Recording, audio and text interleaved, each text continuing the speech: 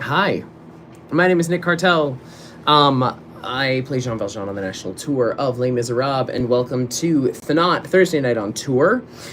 We use ThNOT here, Thursday nights, to act as more of an educational forum for folks out there that might want to learn more about a life in the theater and what it takes and what this job is. And so I'm starting now a series. I've done a whole bunch of like behind the scenes, talking with a lot of our crew workers, including Amanda here.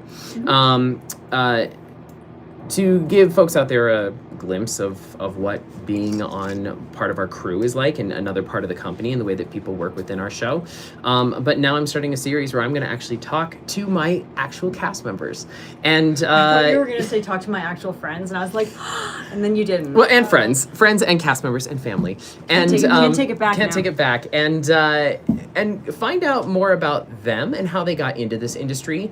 If you follow me on Instagram and on Saturday nights, we do just kind of a fun backstage thing, but I want to get more in depth and find out like what advice they would give, folks out there that want to get into this industry, because we do have a lot of students that watch. So without further ado, let me introduce the madam of the house, Victoria Huston-Elem. It's me.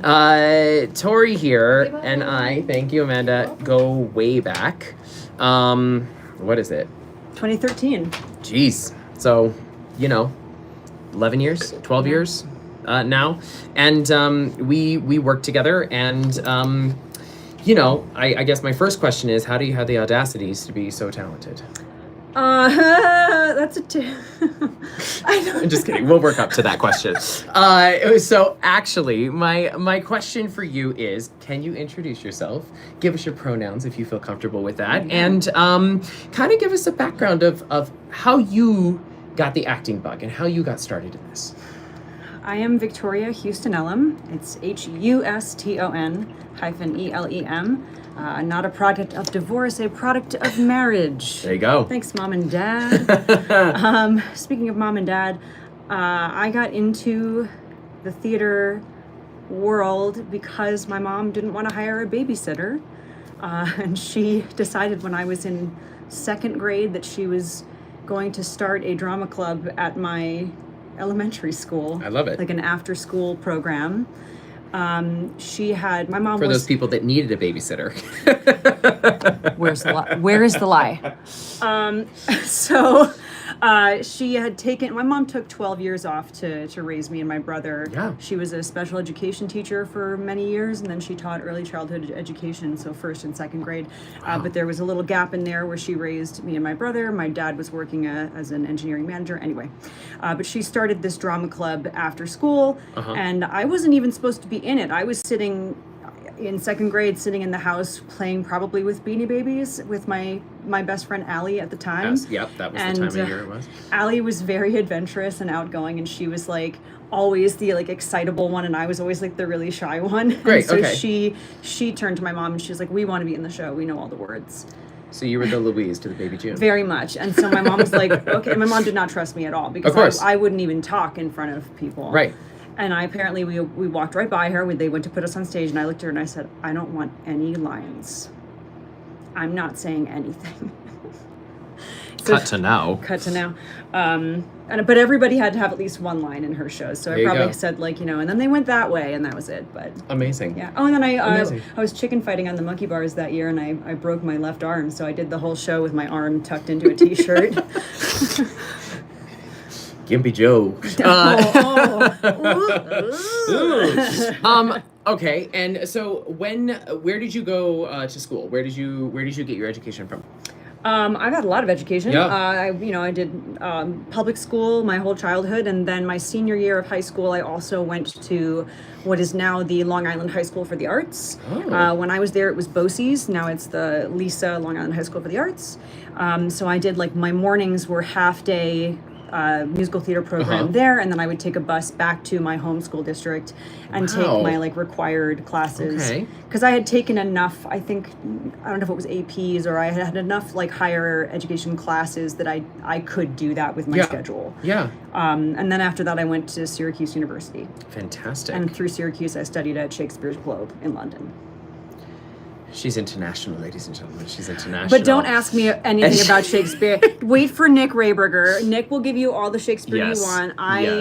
I did one semester of it, and then I was like, I good. think Thank you so much. I'm better suited for to the musical theater world. musical theater. But Shakespeare's great. Shakespeare's wonderful, and Awesome. a great tool also to use and to work. Okay, so you have had a long, illustrious career. She has. She has the way worked that you had all to choke the- back a laugh. She has worked a lot. You have worked a lot. You have worked regionally, national tours in New York, across the country. So we've got a couple questions already that have come in. One person specifically asked, your time at Radio City. Oh. Did you know she was a Rockette? Let's not start that rumor. But you were in the Radio City Christmas Spectacular, Was and for 2 someone years. asked, what was that like? Best memories, etc. about that man. experience. I gotta say, man, if you at all like Christmas, Radio City is really where it's at for the holidays. Like, it is just the most sparkly, joyful, over-the-top explosion of holiday revelry. I have never had so much fun. And I was Mrs. Claus, so I wore this like 18-pound velvet dress and a huge white wig. I mean, It was great. We just went this past year, right? Same night. We Yeah, went you're and saw it. welcome, Yeah, thank 'cause you. I She got fully me got an your extra ticket. but I'm crying. I'm crying Yeah. watching the show because it just gives you the holiday spirit. And it was November 12th or something. I know, like we that. went It was so early. early, but it was really, really cool to see it. So, what is your favorite memory from working that?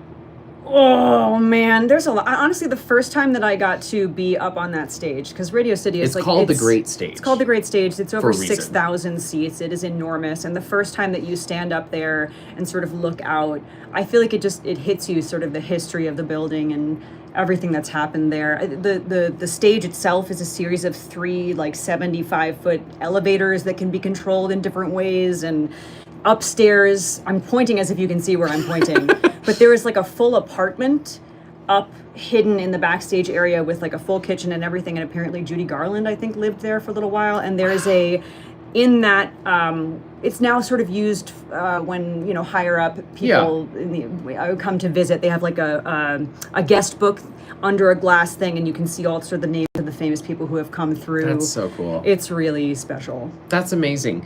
So now you're here on Les Mis. I am. And someone asked, what was your audition experience like for Les Miserables? We're kind of bouncing all over, but you know what? I want to be We sure are. we answer questions. And we're, Well, see, the reason that he asked me to do this first is so that he could really fine-tune it for later, Fine-tune? This is fun. Like, and we more are important guests. not true at This is all. true, and that's We're okay. starting at the top, So darling. when his actual friends are on, not just coworkers. Wow. Are on the show. Wow. I paid you good money to be here tonight. No, I'm kidding. I didn't. I asked her and she did it out of the kindness of her heart. So talk about your Les Mis audition experience. My agent got me an appointment, Mm-hmm. and the appointment came in, and I immediately texted Broadway's Nick Cartell, and I said, "Are you staying on this tour? Because if you're not staying, I don't want to do it." There you go. And then he said, "Yeah, I'm staying. You should audition." And so I auditioned, and here we are. And here we are. But it was, I think I had like 4 or 5 auditions, and it was sort of an increasing number of faces behind the table, of various statuses and roles. This is And a 15-minute call. 15 minutes. 15 minutes. 15 minutes, please. And the final audition, the night before the final audition, my agent got a message that they wanted me to come in costume.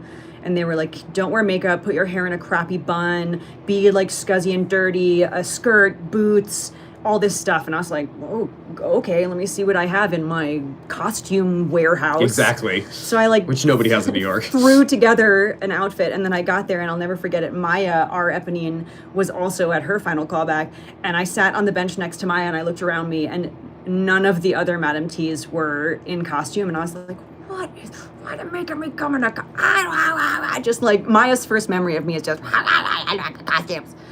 And then I got the job. And then you got the job. So- And here we are. So So thank you, Green casting Sweater. knows what they're doing. Well, yeah. Sometimes. Most of the time. We're yeah. here, so they know what they're doing. What is I snuck in under the radar. what is one piece of advice that you would give to somebody out there that wants to make a career in this industry? Study dermatology. Dermatology That's like, if I could, I would. I feel like it's such a well-worn piece of advice, but I think leading with kindness can only service you. It can only put you in the best possible light. I think nobody wants to work with someone who's a jerk, and word does tend to spread in an industry this big and an industry this small. Correct. Everybody has worked with everybody. Or, Every, it's like 6 degrees of separation. Every new company member, the first thing we do is go on everyone we know. Who do you know this person? How are they to work cool? with? Are they? Yeah. It is. Do I think that's going to make or break you getting a job? Probably not. But staying in a job and being happy, especially in a long running tour like this. Yeah. Kindness is key. There you go.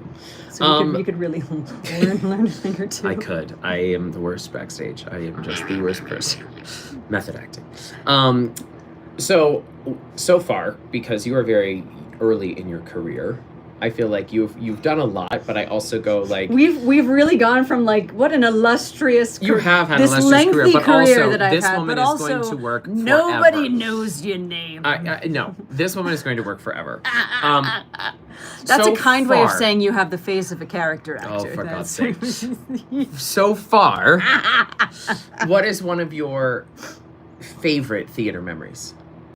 Theater memories? Like favorite moment on stage memories that you've had. Oh dear. I asked the hard-hitting questions here. Favorite on stage theater memory. I don't know that I have. There's just every show has its own magic moment, doesn't it? Yeah. Okay. So what's your magic moment for Les Mis? Yeah. See, now I'm putting you on the spot. You really are. All of Les Mis is pretty magical. I have such a great track, but I mean, every single time we go out there for the curtain call, I've never had a curtain call that wasn't orchestrated before. Oh. There's no music playing under our curtain call, so Correct. It's really very. What's the word I'm looking for? Not sparse, but it's it's revealing. It's very revealing for how we're gonna feel about it and how the audience is gonna react. And I've never been in a show where they react like they react to Les Mis, and it really shocked me the first time. It's cool. wild, and I don't want to be the type of person who just lives for the applause, but in this show though, it feels kind of nice. Yeah. It does feel great. It feels real nice. Someone just asked a great question. What is one of the challenges you face as playing Madame Thénardier? Okay, we're gonna get real. I think the biggest challenge that I've had in the last year and change is separating my sense of self and self-worth from what I have to portray in the show. Ooh. Because this is a very gritty, very dirty Les Mis. I don't know what you're talking about. Not dirty at all. Well, but no, somebody, I understand what you mean. But somebody is Daddy Valjean. Okay. So you don't know what I'm talking about. One review. They called him Daddy Valjean. Okay. So I have definitely gone through, if I'm in a point where I'm already a little bit depressive, and then I just sort of look in the mirror every night, and what I see is me putting on these crazy eyebrows covered in pimples and rosacea. I never... Ken, I'm very busy. I feel like I look at myself in the mirror more at work than I would ever in my everyday life as just a human being. I don't wear a lot of makeup generally. And every time I'm looking at myself, I'm either like I am right now, where I'm wearing almost nothing but dirt, or I am in makeup that has been designed to make me a caricature in a lot of ways, or to really to sort of highlight my otherness from sort of the nice and the good and the moral people in our play. And I would be lying if I said that it doesn't occasionally take a toll on my self-esteem and my sort of the way that I look at myself. And I really do have to work at that, at focusing on that not affecting me quite so much. Okay. Did you not know that? I think just the way that you've said it is exact. because you've said that to me before, but I think that like Not in putting so it many words. not in so many words, you know what I mean? Like putting it in those terms, as far as like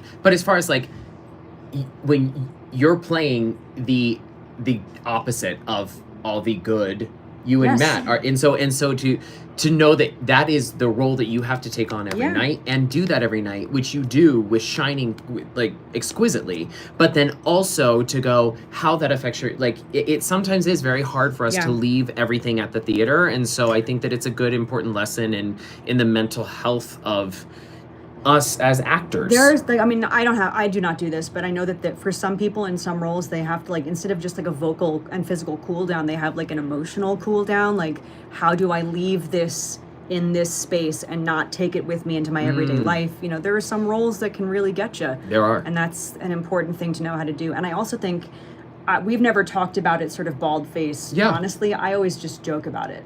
Yeah. I tend to crack a lot of jokes. I tend to be like, "Oh, you're in the Disney villain face, and here I am looking like a toadstool," Right. and like the troll under the bridge has come back to yell at the children. I do a lot of that Right. because that's how I deal with my like my anxious in feelings. life, I like yeah. crack a joke about it. Yeah. But, you know, I will check in more. That's okay. Okay. That's fine. all right. And with that, we are going to say goodbye. Thank you so much for tuning in to ThNOT. Thank you, Tori, for being here. Sorry I was late. I had to put dirt on my boobs. It's all right. And we will see you all next Thursday night. We are going to be in Salt Lake City. And so we're going to have another guest, and we're going to talk to somebody else about their journey to Les Mis. One of Nick's friends. Isn't that exciting? She's my friend. And with that, we say goodbye. Join us Saturday night for ThNOT with Nick Regberger and myself, and whoever else might just pop in to say hello. We're going to go on stage now. Bye, everybody. See you later.